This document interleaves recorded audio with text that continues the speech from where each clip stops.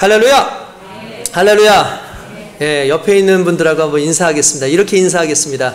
나는 은혜 받은 자입니다. 시작. 나는 은혜 받은 자입니다. 나는 은혜 받은 자입니다. 이렇게 얘기합시다. 나는 복이 있는 사람입니다. 시작. 나는 복이 있는 사람입니다. 마지막으로 이렇게 나는 믿음 있는 사람입니다. 시작. 자, 나는 믿음 있는 사람입니다. 나는 믿음 있는 사람입니다. 할렐루야. 믿음으로 늘 함께하는 저와 여러분 되시길 주님의 이름으로 축원드립니다. 이 독서 관련된 글을 이렇게 써서 기고를 한다든지 또는 이 독서의 유익에 대한 책을 냅니다. 그러면 그걸 낸 이유가 독서하지 않는 수많은 사람들한테 독서를 해야 된다. 책을 읽어야 된다. 책은 이렇게 유익한 것이다. 라는 것을 이야기하기 위해서 쓴 글인데 이 책을 읽는 대다수가 독서를 잘하는 사람이래요. 그러니까 독서를 잘하는 사람이 독서 관련된 책을 읽더라는 거예요. 제가 어제 이제 청년들한테 이제 글 하나를 이렇게 올렸습니다. 그러면서 이제 자존감이 낮은 사람 치유에 대한 그런 글을 하나 올렸어요. 그래서 이제 자존감이 낮은 사람들에 대해서 이제 우리가 자존감을 좀 높여보자. 나름대로 또 한번 열심히 한번 살아보자. 라고 이렇게 얘기를 했는데 그 글을 읽은 대부분의 사람들이 자존감이 높은 사람들이에요. 뿐만 아니라 이건 제가 말하는 게 아니라 실제로 자존감에 대한 이야기라든지 뭐 상담과 관련된 이야기들을 쓰면 대부분 정서적으로 건강한 사람이 그걸 오히려 읽는다는 거예요. 그러니까 많은 사람들이 쓴 목적은 좀 부족한 사람들 보고 좀 깨달아라 라는 그런 의미로 하는 건데 대부분 부족한 사람들은 오히려 거기에 관심이 더 없어요. 오히려 자기가 건강하고 자기가 무언가 이렇게 준비되어져 있는 사람이 오히려 그것을 보고 더 은혜를 받는 거죠. 마찬가지예요. 기도도 누가 하느냐 하면 믿음 좋은 사람이 기도해요. 성경도 누가 읽느냐 하면 믿음 좋은 사람이 성경을 읽어요. 오히려 믿음 연약한 사람이 기도해야 될 거 아닙니까? 믿음 연약한 사람들이 성경을 읽고 말씀도 잘 들어야 되는데 안타깝게도 믿음이 좋은 사람들이 뭐 안타까울 건 아니죠. 믿음이 좋은 사람들이 더 기도하고 더 말씀에 매진한다라는 거예요. 이게 어떻게 보면 상당히 좀 모순적인 것 같지만 실제로 그게 맞는 이유가 뭐냐면 우리가 관심을 가지고 우리가 그 부분에 애를 쓰고 집중을 하면 집중되어진 그것이 계속해서 선한 영향력을 일으켜서 계속해서 그것에 관심을 갖게 한다는 거예요. 그러니까 저와 여러분들이 아까 전에 인사할 때 우리 은혜 받은 사람입니다. 우린 복 받은 사람입니다. 우리는 믿음 있는 사람입니다. 라고 얘기하는 이유는 오늘의 이 설교가 결국 믿음 있는 사람들이 들을 설교고 오늘의 이 설교가 은혜 받은 사람이 듣는 설교고 오늘의 이 설교가 복 있는 사람이 듣는 설교일 줄로 믿기 때문에 저와 여러분들이 오늘의 이 믿음의 말씀을 통해서 크게 은혜 받는 귀한 역사가 일어나게 될 줄 믿습니다. 그래서 여러분들 스스로가 그래 나는 믿음의 사람이지 나는 복 있는 사람이지 나는 은혜의 사람이지 말씀의 사람이지 그래 내가 이 말씀에 더 집중해서 이 말씀대로 더 한번 살아보자 라는 그 마음으로 오늘 말씀을 듣는 자들이 크게 은혜를 받게 될 줄 믿습니다. 할렐루야. 우리 다시 한번 나는 말씀을 사모합니다. 시작. 나는 말씀을 사모합니다. 할렐루야. 네, 말씀을 사모하는 자들에게 주시는 귀한 은혜의 말씀이 저와 여러분들에게 큰 힘이 될 줄로 믿습니다. 지난주 수요일날 그러니까 금요일로 이제 로마서 16장을 마지막으로 이제 수요일 금요일날 진행됐던 로마서 강해가 끝났습니다. 그래서 우리가 로마서 강해를 들으면서 많은 분들이 로마서 강해를 통해서 너무나 유익했다. 모르고 있었던 또는 알고는 있었지만 그러나 다시 한번 짚어보지 못했던 그런 신앙적인 우리의 삶의 부분, 그리스도 예수와 나의 관계의 부분, 내가 어떻게 살아야 되는가에 대한 그러한 것들을 깨닫는 좋은 시간이었다라고 말씀하시는 분들이 있었어요. 특별히 로마서 16장에 보면 이 16장은 이 글을 마무리하면서 사람들에게 인사를 하는 거예요. 그래서 무난한다라는 단어가 계속해서 나오는데 이렇게 얼추 찾아보니까 제가 찾아보니까 맞는 건지 모르는데 한 25, 26번 정도 무난한다라는 단어가 나오더라. 무난하노라, 무난하노라, 무난하노라. 이렇게 무난한다라는 그런 이야기가 상당히 많이 나와요. 일반적으로 이 무난이라는 건 뭡니까? 인사죠. 인사죠. 인사는 시대마다 좀 달라졌던 것 같아요. 과거에 옛날에 우리가 정말 어렵게 우리 선조들이 어렵게 살던 때 그때 진짜 초급 목피로 정말 이 삶을 연명해야 됐던 그런 시기에는 이제 이 아침에 일어나자마자 서로에게 하는 인사 사람들 보면 뭐라 그래요? 예, 식사하셨습니까? 진지 자셨습니까? 이렇게 인사를 하죠. 그러다가 이 전쟁터가 돼서 이 6.25 전쟁을 치르고 막 이러면서 사람들의 인세가 바뀌었어요. 밤새 안녕하셨습니까? 그러니까 이 전쟁터기 때문에 어떻게 될지 전혀 모르니까 밤새 안녕하셨냐고 그렇게 물어보는 거예요. 그러니까 요즘 같은 때에는 또 이렇게 그렇게 인사하기보다는 또 시대가 바뀌어서 그런지 외로움도 있고 많이 힘들고 그런지 모르지만 서로 허그하죠. 이렇게 딱 끌어안고 위로를 하는 그런 인사들을 많이 하는 것 같아요. 그러니까 인사는 시대적인 상황마다 상당히 달랐던 것 같아요. 게다가 여러분들 서부 시대 때는 어떻게 인사를 했는지 아십니까? 악수를 합니다. 그게 무슨 의미인지 아시죠? 서부 시대 때는 자기가 자기를 지켜야 되는 시대였어요. 그래서 누구나 다 총을 차고 가지고 있었기 때문에 저 사람이 언제 나를 쏠지 모르기 때문에 내가 손을 내민다는 건 나 빈손이야. 나 너를 죽일 의사가 없어라는 걸 의미하는 거예요. 그래서 손을 내밀므로 말미암아 나 빈손이야. 너에게 좋은 마음을 가지고 있어. 너도 내게 빈손을 보여줘. 그런 의미예요. 그래서 악수를 하는 거죠. 과거에는 또 오랜 우리나라에 이제 연인들만 하는 걸로 그렇게 생각하지만 과거에는요 남자와 남자끼리 여자와 여자끼리 서로 입을 맞추면서 인사를 하는 경우도 있었어요. 그게 뭐냐면 여러분 생각해 보세요. 지금은 가글이라든지 뭐 치과 치료라든지 또는 이제 치약을 가지고 이렇게 칫솔 한다든지 그래서 입냄새가 향긋하지만 과거에는 그렇지 못했죠. 그렇지 않습니까? 입냄새도 나고 그렇게 하지 않습니까? 너의 부끄러움, 너의 부족함 내가 그냥 받을게. 내가 아무런 문제 없이 그냥 받아들일게. 이 나름대로 서로에 대한 배려였어요. 이러한 것들이 인사죠. 그리고 성경에는 우리에게 있어서 중요한 인사를 얘기하는데 그게 샬롬입니다.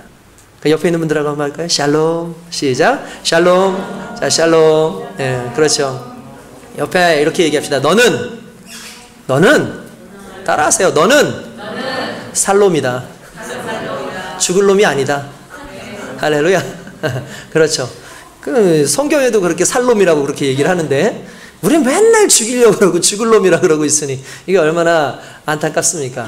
샬롬이라는 뜻은 평강이 있기를 원한다라는 거예요. 왜 샬롬이라는 단어가 나온 줄 아십니까? 왜 이스라엘은 샬롬이라는 단어가 나온 줄 아십니까? 가장 중요한 본질을 알고 있었어요. 하나님과 인간에게는 필요한 게 샬롬이에요. 인간과 인간 사이에 살아갈 때 필요한 것이 샬롬이겠죠. 평안이겠죠. 그런데 하나님과 인간 사이에도 가장 중요한 것이 샬롬이에요. 다른 말로 하면 하나님과 내가 평안해야 돼요. 인간이 죄를 짓고 난 다음에 이 죄의 장벽을 인해서 하나님과 인간은 단절되었어요. 그러므로 더 이상 하나님의 평안이 우리 가운데 오지 않습니다. 그런 상황 속에서 그리스도 예수의 그 은혜 가운데 진정한 샬롬이 우리에게 구현된 거죠. 그 샬롬 안에 머무는 것이 우리에게는 복이고 하나님과 연결돼서 다른 건 둘째치고 하나님과 평안하고 하나님과 내가 연결되어서 화평을 이루면 그것이 진정한 우리의 삶의 화평인 거예요. 할렐루야. 왜 그렇습니까? 하나님이 우리 편이 되어주시기 때문에 그렇다는 거예요.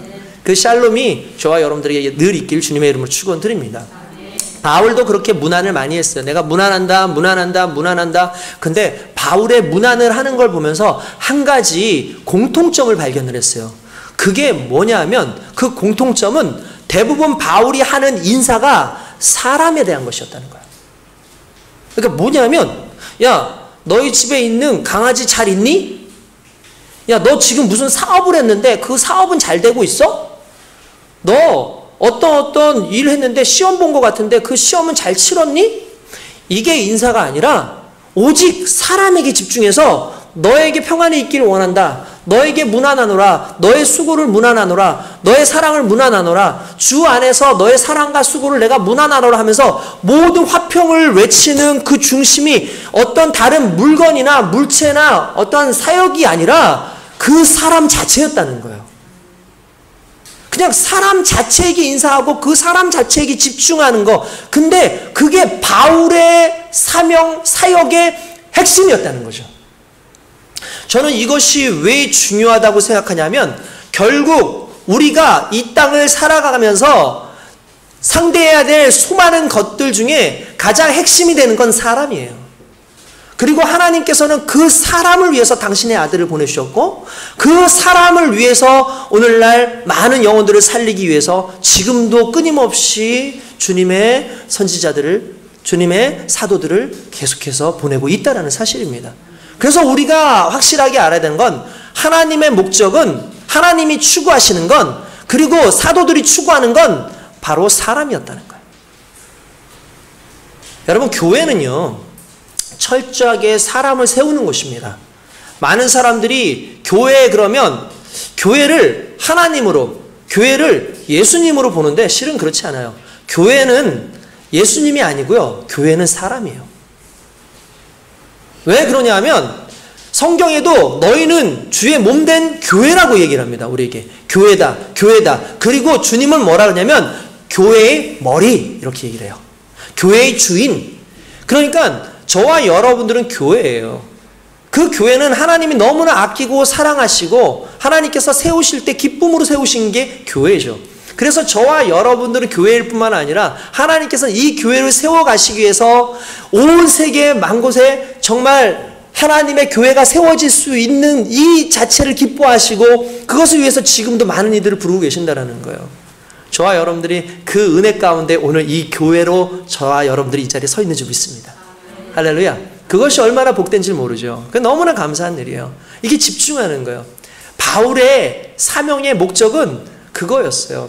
그래서 그 로마서 16장 5절이었나요? 거기 보면 본인이 이런 얘기합니다. 나의 사랑하는 에베네도에게 내가 문안하는데 그는 아시아에서 첫 번째 맺은 열매였다라고 얘기합니다. 여러분, 여기에서 바울의 사명관이 나와요. 무슨 말입니까? 바울의 목적은 일이 아니라 사람이었다는 거예요. 그래서 에베네도라고 하는 한 사람이 아시아에서 처음으로 전도돼서 주님을 영접하니까 그를 보고 첫 열매라고 했어요. 열매는 뭡니까? 결실이에요. 결실이라는 건 무엇을 의미하냐면 최종 목적이라는 거예요.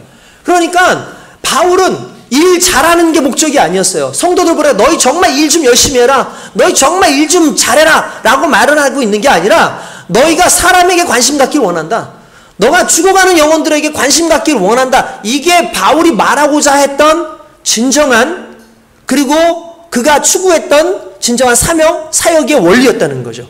오늘날 수많은 교회들이 일의 목적을 두고 사역의 목적을 둬서 얼마나 분주한지 모릅니다.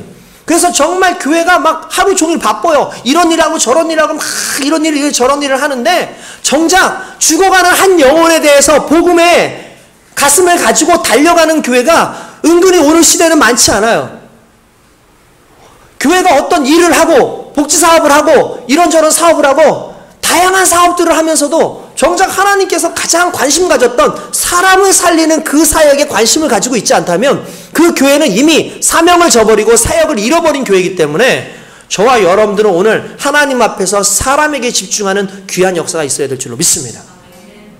오늘 본문 말씀이 바로 그걸 의미하고 있는 거예요. 그 말씀을 얘기하고 있는 거예요. 오늘 본문 말씀을 여러분들 잠시 보면 여기서 이렇게 나오죠. 내용이 어떤 내용입니까? 이런 내용입니다. 내가 유대인들에게 유대인같이 됐어. 왜냐하면 유대인을 얻기 위해서. 내가 율법 없는 그런 이방인들에게 율법 없는 이방인의 모습으로 갔어. 왜냐하면 그들을 얻기 위해서야. 내가 약한 자들한테는 내가 약한 모습으로 갔고 강한 자들에게는 내가 강한 모습으로 갔고 여러 가지 모양으로 갔어. 그것은 내가 그들을 얻기 위함이야 라고 얘기를 합니다. 저는 이 말씀이 저에게 너무나 크게 도전으로 다가오고 충격으로 다가왔던 말씀이었어요. 왜냐하면 결국 내가 얻고자 하는 것이 무엇이었냐는 거예요. 내가 얻고자 하는 것. 여러분들 신앙생활하는 이유가 뭡니까? 여러분들 사명으로 인해서 여러분들이 얻고자 하는 게 무엇입니까? 만약에 여러분들이 얻고자 하는 것이 무엇인지 그것을 깨닫는다면 여러분들은 거기에 매이는 존재가 될 거예요.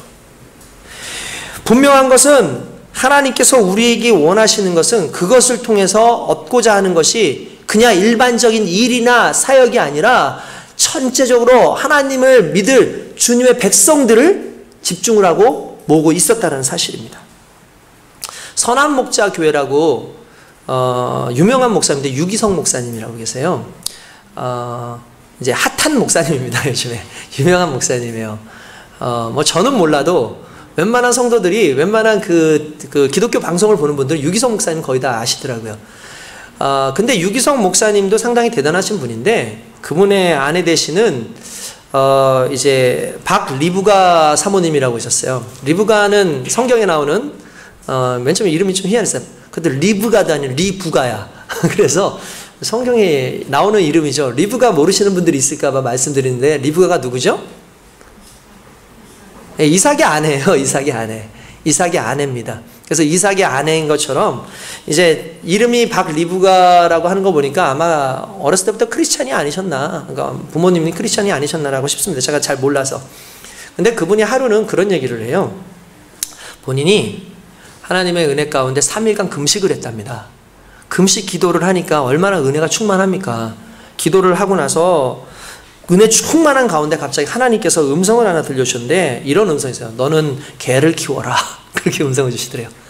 아니 개를 키우라니, 아니 갑자기 무슨 개를 키우라는 소린가. 우리는 그냥 내용을 오는데 그 내용은 이런 거였어요. 큰딸아이가 10년간 캐나다에서 유학을 했는데 한국에 돌아오면서 키우던 개를 가져오겠다라는 거예요. 근데 여러분들 개를 좋아하시는 분들도 있지만 이 사모님은 개를 싫어했어요. 그리고 개를 키우는 게 부담스러웠어요. 개 키우면은 뭐 개 키우시는 분들은 뭐 그냥 감수하잖아요. 털도 날리고 그 옷들에 털도 붙고. 근데 그냥 개가 너무 이쁘니까 그래도 털도 감수하고. 여러분들 잘 그 개 키우는 분들은 잘 모르겠지만 개 안 키우는 사람들은 개 키우는 집에 가면 개 비린내가 나요. 그 개 냄새가 나요. 있어요. 그런 특유한 냄새가 있어요. 그리고 개 변 냄새나 이런 것들이 나요. 그러면 이제 개를 안 키우시는 분들은 그게 상당히 참 불편하고, 또 개에 대한 트라우마가 있는 분들, 개를 잘 키웠는데 이 개가 죽어요. 그러면 그걸 끊는 과정이 이게 사람하고 비슷해가지고 너무 힘들어가지고, 저도 이제 우리 개가 옛날에 이제 키우던 개가 이제 죽을 때도 있고 잃어버릴 때도 있는데 그때마다 고백하는 건 내가 다시는 개 안 키우겠다고. 근데 막 그런 마음을 갖기도 해요. 그만큼 개는 어떻게 보면 키우는 사람들한테는 너무나 소중한 거죠. 근데 이 사모님은 너무나 개를 싫어했던 거예요. 그래서 어쩔 수 없이 개를 가져오긴 가져왔는데 그냥 애들 삼촌, 외삼촌 집에다가 놓고 키우게 한 겁니다. 그러니까 엄마가 없으면 딸이 집에 데리고 왔다가 엄마가 사역을 많이 바쁘니까 그러니까 엄마가 들어올 때쯤엔 또 개를 가져다 놓고 그러는 거예요. 근데 이 엄마가 갑자기 개를 키워라 라는 그 말씀을 듣고 나니까 이제 그 두 딸을 불렀어요. 딸이 둘인데. 그리고 이렇게 얘기했대요. 얘들아, 예수님께서 아무런 조건 없이 우리를 받으신 것처럼 나도 아무런 조건 없이 너희들의 개들을 받을 테니 개를 데려와라. 그렇게 얘기를 했대요. 그랬더니 큰 아이가 갑자기 펑펑 울더래요. 그리고 엄마를 끌어안더라는 거예요. 그래서 얘가 왜 우나 했더니, 여러분 아시겠지만 목회자의 자녀가 유학 가는 게 여유가 있어서 가는 게 아니잖아요. 다들 힘들게 했는데, 그러다 보니까 명절 때가 돼서 집에 오고 싶어도 올 만한 차비가 없는 거예요. 차비를 보낼 수도 없고. 그러니까 무려 10년간을 캐나다에서 그냥 혼자 유학을 한 거예요. 그때 자기 옆에서 자기를 돌봐주고 지켜주고 자기에게 힘이 됐던 게 그 개였던 거예요. 그러니까 그 개를 데리고 안 올 수가 없잖아요. 데리고 왔는데 이걸 그냥 둘 수가 없잖아요. 그러니까 항상 그게 마음이 걸려 있는데, 그래서 엄마랑 다툼이 자꾸 일어나는 상황인데 개를 그냥 가져오라고 하니까 아이가 모든 응어리진 게 다 풀어진 거예요. 그냥 그 마음이 다 풀어진 거예요. 본인이 그러는 거예요. 그런데 마음에 들지는 않지만, 원하지는 않지만 하나님께서 하라고 하셨으니까 내가 순종하는데, 사모님이 그 개를 허락하는 순간 응어리진 딸과의 관계가 풀어지면서 중요한 건 그 딸을 얻었어요.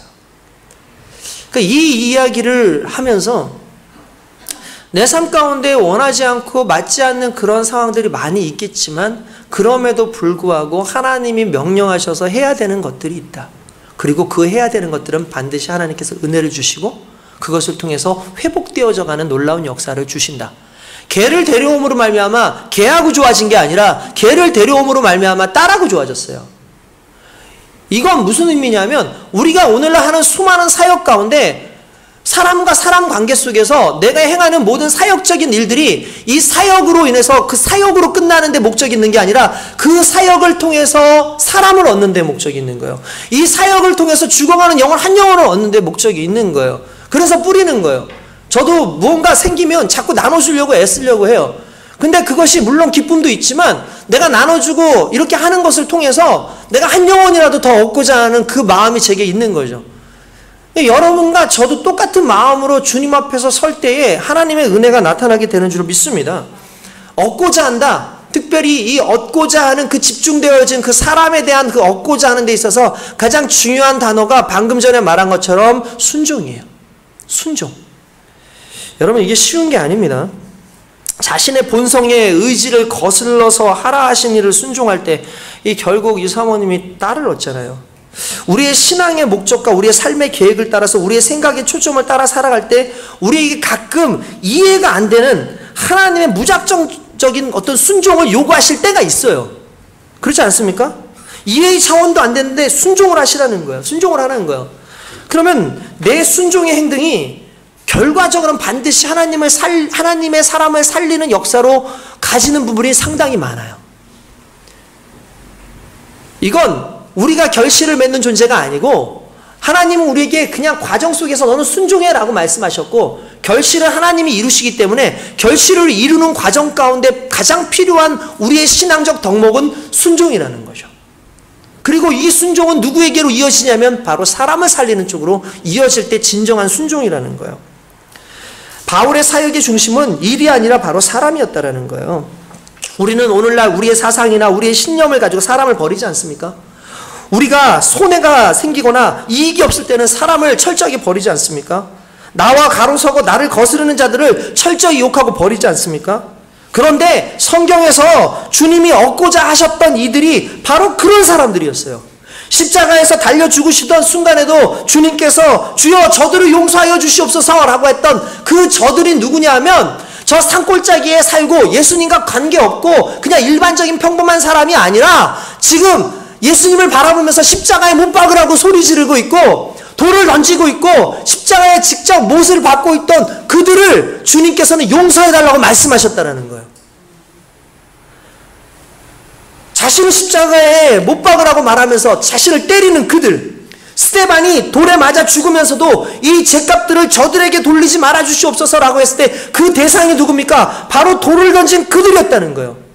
주님이 얻고자 했던, 스데반이 얻고자 했던 것은 영광이 아니라 명예가 아니라 바로 사람이었다는 거예요. 그 사람을 얻고 싶었던 거예요. 왜냐하면 주님이 지으신 것 중에 가장 아름답고 가장 고귀한 것이 사람이기 때문입니다. 그리고 그들이 영원한 형벌 가운데 가는 걸 주님을 원치 않다라는 거예요. 바울은 잘 알았어요. 그래서 그는 철저하게 사람에게 집중합니다. 그런데 놀라운 것은 사람을 얻기 위해서 사람에게 집중하지만 사람의 노예로 살지는 않았어요. 철저하게 하나님의 그리스도의 일꾼, 그리스도의 종으로 살아갑니다. 희한한 것은요, 참 일반적인 부분인 것 같아요. 희한한 것은 사람은 얻고자 하는 것이 있으면 대부분 그것의 노예가 됩니다. 돈을 얻고자 하는 사람들은 대부분 돈의 노예가 돼요. 사랑하는 여인을 얻고자, 사랑하는 남자를 얻고자 하는 사람은 거의 그 여인과 그 남자의 노예처럼 삽니다. 자세히 보세요. 교회를 안 나와요. 왜 그러냐 그랬더니 새롭게 사귄 여자친구가 주일에만 쉰다는 거예요. 그래서 같이 여행을 가야 된대요. 같이 놀아줘야 된대요. 결혼을 했는데 믿지 않는 남편이 삐질까봐 주일날은 그냥 예배 드리는 거 나중에 드리더라도 그냥 뭐 영상으로 드리더라도 지금은 남편하고 같이 놀아줘야 될 것 같다는 거예요. 좋은 학벌을 얻고자 많은 자녀들이 입시의 노예가 되죠. 권력을 얻고자 하는 사람이 권력의 노예가 되죠. 학교 학원 빠지면 큰일 날 줄 알면서도 살아계신 하나님께 예배드리는 건 너무 쉽게 생각하고 포기하는 것, 이게 일반적으로 무언가 얻고자 하는 사람들의 심리인 거예요. 근데 하나님께서는 뭐라고 얘기하냐면 얻고자 해서 거기에 너희가 완전히 노예가 되는 것이 아니라 얻고자 했는데 얻고자 하는 것이 나를 지배하는 인생은 불행한 인생인데 얻기 위해서는 얻고자 하는 것부터 자유로워질 뿐만 아니라 내가 얻고자 하는 그것을 얻으라고 말씀하신 그분에게 오히려 매일 때에 그때 역사는 일어난다는 거예요. 여러분 좀 말이 좀 어려운지 모르겠는데 내가 얻고자 하는 거기에 노예가 되는 것이 아니라 그걸 얻으라고 명령하신 그분의 종으로 살아갈 때 실제로 그 안에서 실질적인 자유함과 은혜가 생긴다는 거예요. 할렐루야. 여러분, 우리가 착각하기 쉬운 것 중에 하나가 순종이나 복종이라는 단어, 이 단어의 반대말로 느껴지는 게 뭐죠? 복종이나 순종의 반대말?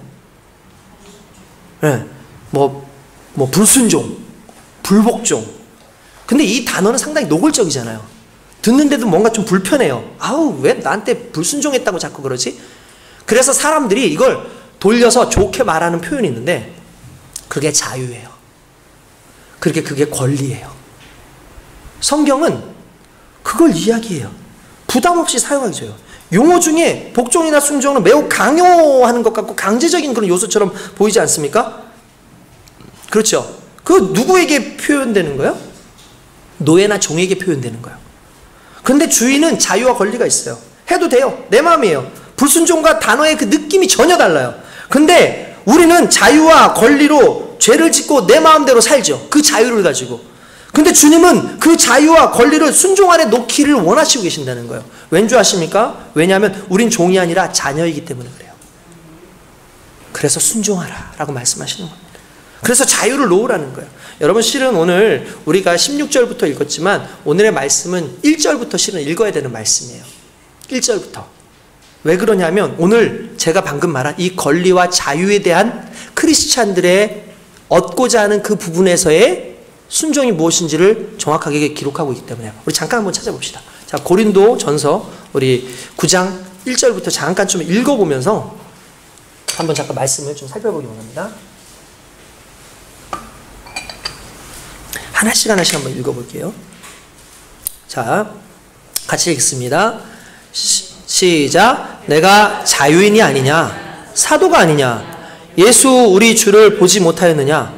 주 안에서 행한 나의 일이 너희가 아니냐? 다른 사람들에게는 내가 사도가 아닐지라도 너에게는 사도이니 나의 사도됨을 주 안에서 인친 것은 너희라. 나를 비판하는 자들에게 변명할 것이 이것이니 우리가 먹고 마실 권리가 없겠느냐?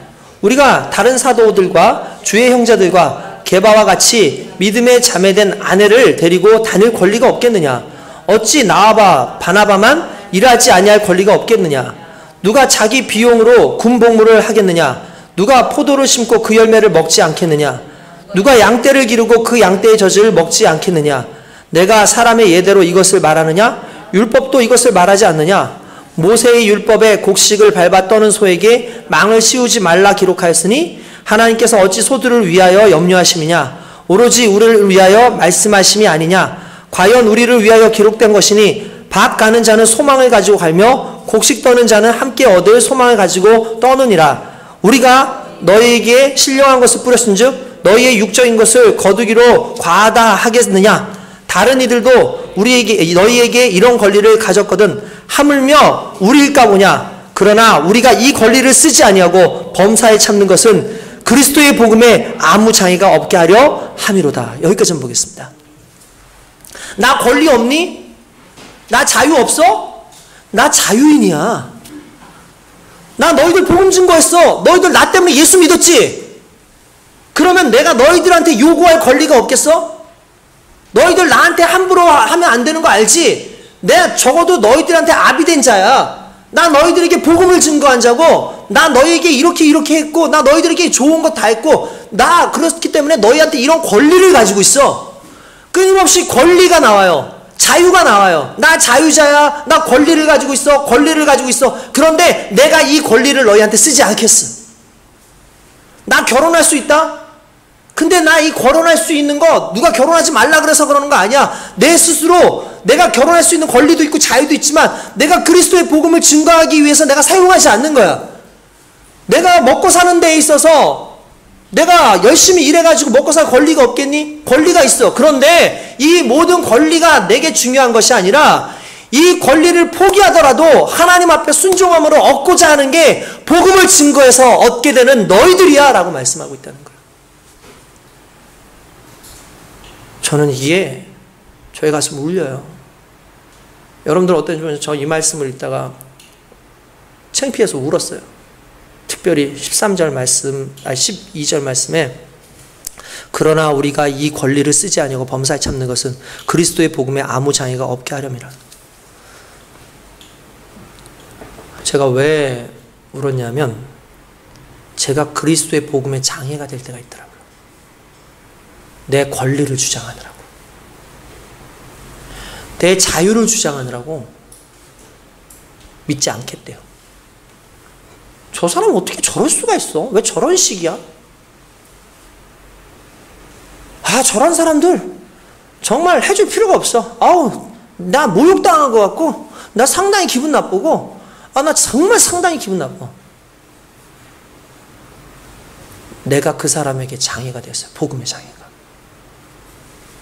내가 하는 행동 하나하나가 믿지 않는 사람들한테 장애가 될 때가 있다는 거예요. 내가 누릴 수 있는 그 권리라는 것, 왜 우리 이렇게 손해보고 살아야 돼? 왜 우리는 맨날 그렇게 해서 살아야 돼? 나 그래서 그렇게 안 살 거야. 내 마음대로 살 거야. 나 이런 식으로 살 거야. 왜 크리스찬들은 맨날 절제해야 돼? 왜 그래야 돼? 나 그냥 내 마음대로 이렇게 살 거야 라고 하는 순간에 나를 보고 수많은 사람들이 그리스도의 복음에서부터 멀어져요. 내가 장애가 된 거예요. 뒤돌아보니까 내가 그런 삶을 살았어요. 나의 하는 행동 하나, 나의 하는 행동 하나, 내가 세상 사람들 가운데서 사는 그 행동 하나하나가 성 프란시스가 그런 얘기를 했습니다. 어느 날 전도를 하러 가는데 복음을 증거하지 않는 거예요. 그러니까 제자들이 뭐라고 하냐면 스승님 왜 아무 말도 안 합니까?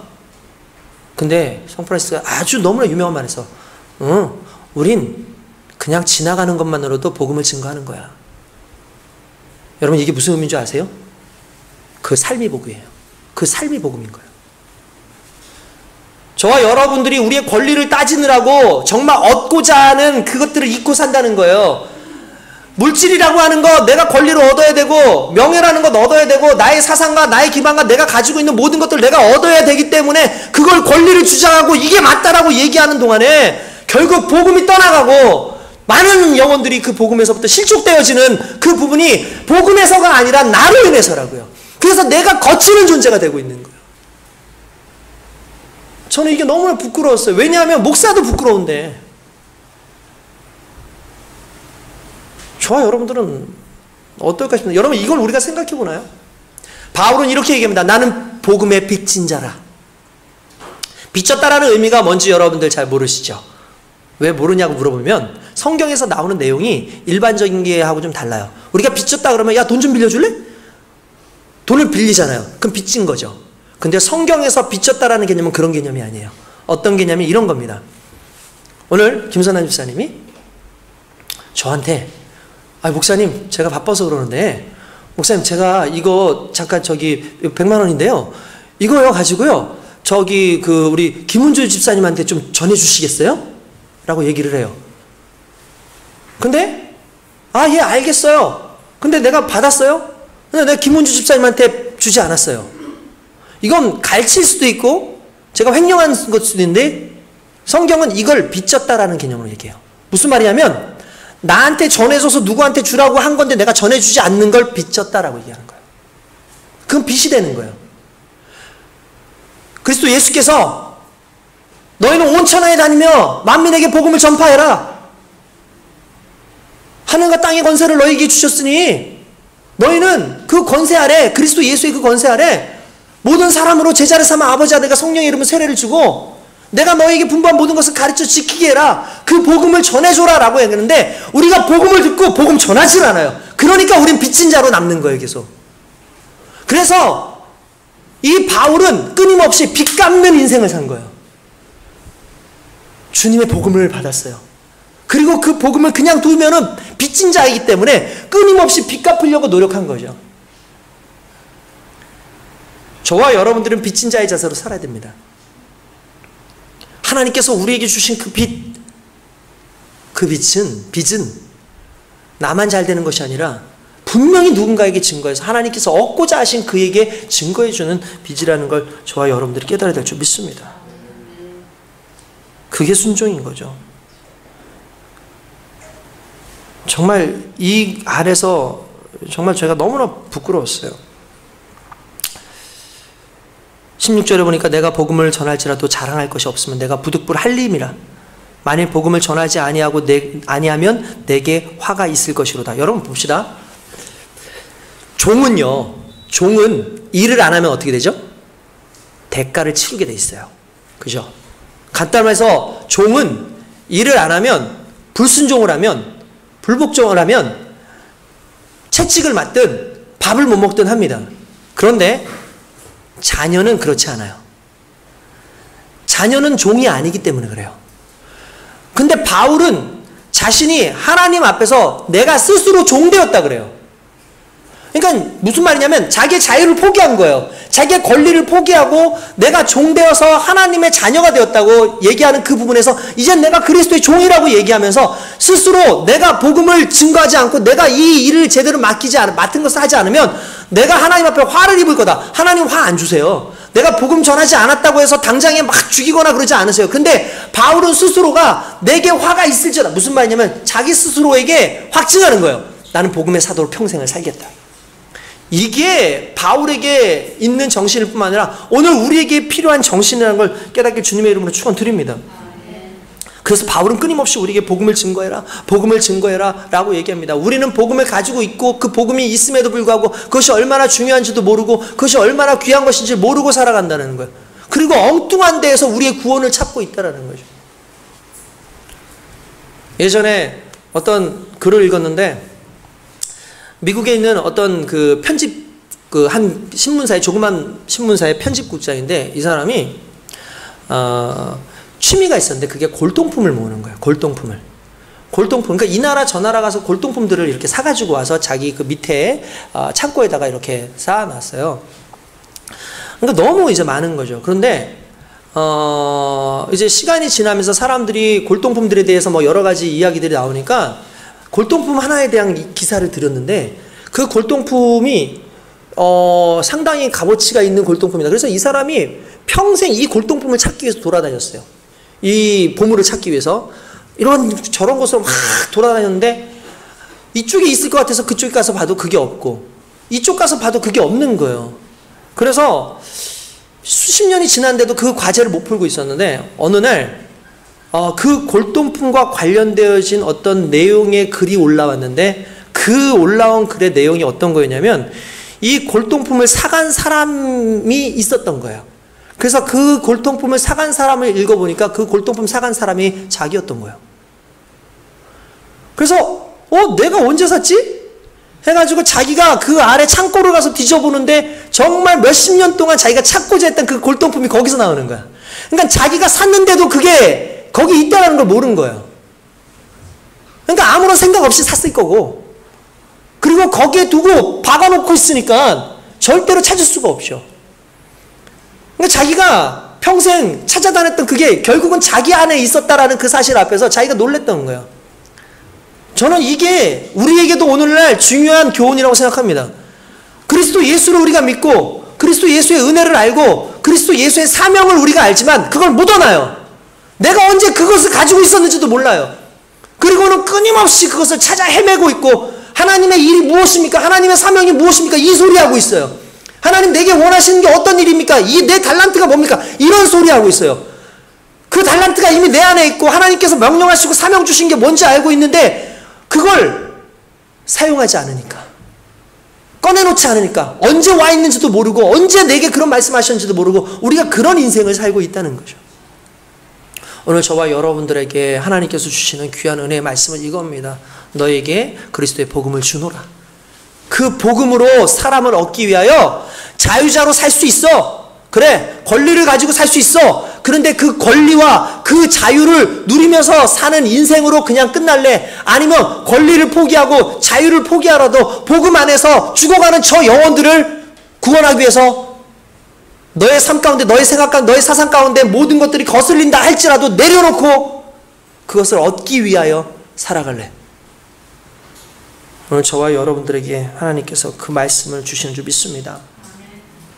그 말씀이 마음에 들지 않을 때가 있죠. 복음 전하는 거 때때로 잘 안 될 때도 있잖아요. 그런데 여러분, 성경이 보면 왜 복음을 증거해야 되느냐에 대한 또 다른 말이 여기 나와요. 뭐냐면 이런 거예요. 하나님께서 이 복음을 증거해서 남을 살리게 하잖아요. 근데 그 복음을 증거하는 동안에 내가 살아요. 자, 27절 한번 봅시다.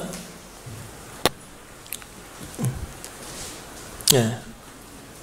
다 찾으셨죠? 시작. 내가 내 몸을 쳐 복종하게 함은 내가 남에게 전파한 후에 자신이 도리어 버림을 당할까 두려워함이로다. 이렇게 돼 있어요. 요걸 우리가 14절을 한번 읽어보겠습니다. 14절 시작. 이와 같이 주께서도 복음 전하는 자들이 복음으로 말미암아 살리라 명하셨느니라. 할렐루야. 여러분 이게 핵심이에요. 뭐냐면 복음을 증거하는 건 하나님의 뜻이에요. 그래서 많은 죽어가는 영혼들을 살리는 거예요. 근데 복음을 증거할 때 내가 살아요. 복음을 증거할 때 내가 산다고요.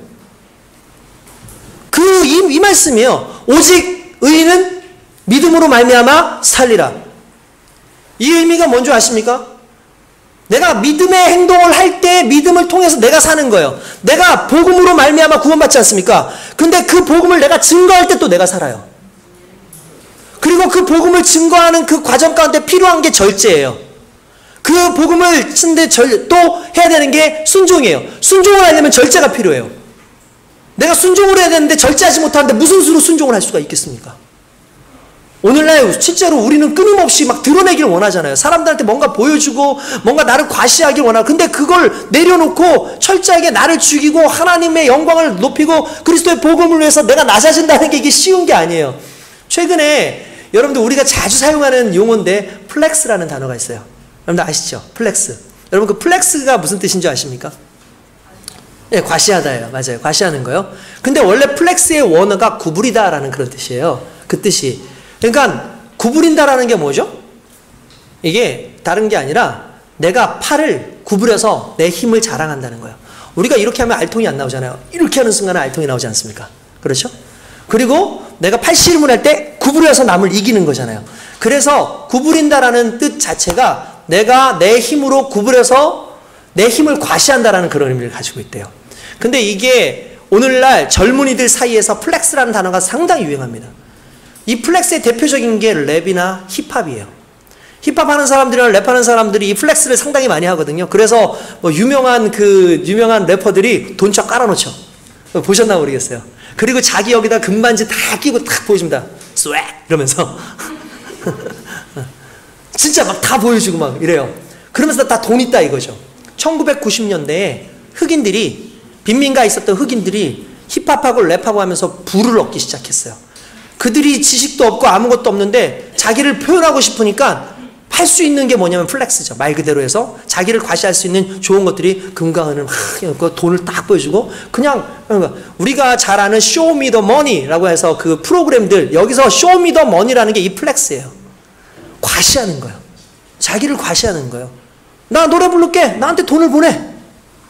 나 이런 사람이야. 나 대단한 사람이야. 너희들은 밥이야. 나는 이렇게 대단해 하면서 이런 플렉스의 문화가 어느 순간 이 힙합 문화 속에 빠져 있는데, 오늘날 한국에 있는 수많은 사람들이 이 플렉스 문화에 빠져 있다는 거예요. 그래서 청소년들이 최근에, 옛날에는 청소년들이 그 옷이라든지 가방이라든지 이런 거 사면 뭐 나이키, 프로스펙스는 아니지만 뭐 이제 뭐 아디다스 이런 거 사고 있잖아요. 지금은 진짜 아르마니를, 샤넬을 가지고 있어야 된대. 구찌 이런 거 200만 원이 넘는 그 신발을 신어야 되고 그렇다는 거예요. 이게 뭔지 아세요? 플렉스예요. 플렉스는 사단의 음성입니다. 왠지 아십니까? 내가 없기 때문에, 내가 약하기 때문에, 내가 아무것도 아니기 때문에 나를 강하게 하려면 내 주변을 둘러싸야 돼요. 그게 과시하는 거죠. 오늘날 나를 과시하기 위해서, 플렉스하기 위해서 우리는 자유를 버리지 못해요. 권리를 버리지 못해요. 근데 하나님은 철저하게 내려놓으라 그러죠. 왜? 얻고자 함이니라. 죽어가는 영혼도 얻고 너의 영혼도 얻고, 철저하게 절제하고 낮춰지는 귀한 인생을 살아갈 때 그 은혜 가운데 사는 겁니다. 여러분, 우리 믿음으로 삽시다. 복음 증거하며 삽시다. 자주 얘기잖아요. 제가 가회를 가르치니까 가회하는 애보다 제가 더 지식을 더 얻어요. 그거 맞아요. 제가 여러분들보다 왜 말씀을 더 많이 하는 줄 아십니까? 설교를 하다 보니까 제가 더 많이 알게 돼요. 복음을 난 잘 모르겠는데, 나 믿음이 뭔지를 모르겠는데 왠 줄 아세요? 사용하지 않아서 그래요. 복음을 증거해보지 않아서 그래요. 복음을 자꾸 증거해보고 사용해보고 복음 안에서 살아보면 내가 그 복음 안에서 풍성해져요. 바울은 그걸 얘기하는 거예요. 내가 죽어가는 많은 영혼을 얻고자 하며, 근데 최종적으로 내가 나를 잃어버리지 않기 위함이야. 결국 복음의 증거는 하나님의 사람을 얻고 나를 얻는 겁니다. 진정한 나. 플렉스가 아니라 노플렉스. 과시되지 않는 진정한 나를 발견하는 거. 이게 복음 안에 들어있다고요. 복음 안에서 나를 발견하고 진정한 나의 의미를 깨닫는 거죠. 그리고 말씀을 끊임없이 증거하는 겁니다. 여러분, 세상 사람들이 듣기 원하는 말씀만 증거하지 마세요. 진정한 말씀은 복음의 말씀이에요. 하나님이 하시는 그 말씀을 증거할 때 은혜가 있는 거예요. 할렐루야. 기독교 쿨한 척 하나는 안 됩니다. 사람들의 입맛을 맞추는 종교 아니에요. 상업주의적인 종교 아니에요. 상업화된 복음이라는 게 있대요. 사람들의 기호의 입맛에 맞는 복음을 얘기해가지고 그 사람들이 듣기, 귀에 청중들이 듣기 좋은 복음만 증거하는 그런 목회자들이 얼마나 많은지 몰라요. 사람들 눈치 보면서 하는 설교, 그게 하나님의 말씀입니까?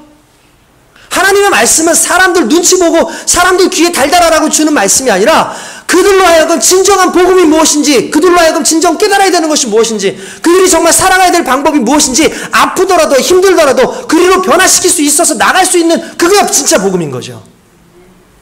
그 복음을 증거하면 사람들 싫어해요. 진짜요. 바울이 복음 증거할 때 바울을 죽이려고 그랬어요. 스데반이 복음 증거할 때 스데반을 죽이려고 그랬어요. 예수님이 천국을 얘기하니까 예수님을 죽이려고 그랬어요. 세상 사람들한테 복음 전하는 거 쉽지 않아요. 그래서 그 복음을 전하기 위해서 나를 낮추는 거예요. 그래서 그 복음을 증거하기 위해서 철저하게 나를 죽이는 거예요. 그게 저와 여러분들의 모습이 될 줄로 믿습니다. 교회는 세상이 원하는 방법으로 사는 곳이 아니에요. 교회만이 가지고 있는 능력으로 사는 것입니다. 교회가 세상과 같으면 어떻게 되겠습니까? 유니크한 이런 시대인데, 세상이 가지고 있지 않는 유일한 독특성인 교회 있잖아요. 복음, 생명, 부활, 천국, 영생, 그리고 진정 예수 그리스도 안에서의 사랑. 그걸 교회가 가지고 나가야지. 그게 특성이지, 세상 사람들 비유 맞춘다고 살아가면 그건 복음이 아닌 거예요. 그리스도의 복음은 세상 사람들로 하여금 하나님 앞에 다가오게끔, 그리고 그들로 하여금 변화되게끔 강력한 힘으로 나아갈 수 있는 게 그리스도의 복음인 줄 믿습니다. 그 복음을 증거할 때 결국 하나님이 얻고자 하는 그것을 우리로 하여금 얻게 하실 줄 믿습니다. 먼저 우리가 복음의 사람이 됩시다. 할렐루야. 그 복음의 말씀. 마지막으로 사도행전 20장 25절에만 한 가지만 보고 제가 설교를 마칠까 합니다. 사도행전 20장 25절 말씀을 한번 같이 읽어볼까요? 자,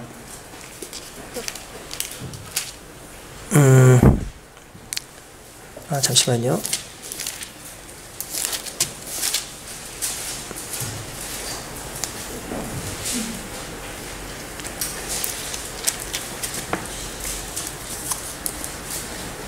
자, 24절에서부터